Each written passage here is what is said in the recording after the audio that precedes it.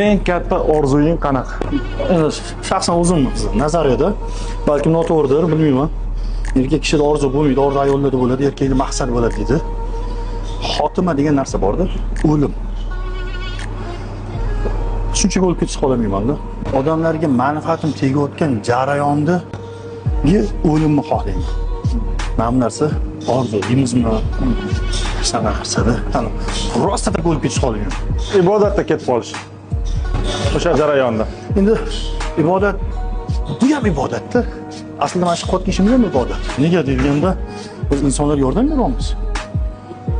Nafsini sindiryapmiz, keldi majburlayapmiz, sog'lig'ini tiklab turyapmiz, qarashyapmiz, bilimimiz, tajribamiz, bosib o'tilgan masofadagi olingan bilimlarni bularga beryapmiz.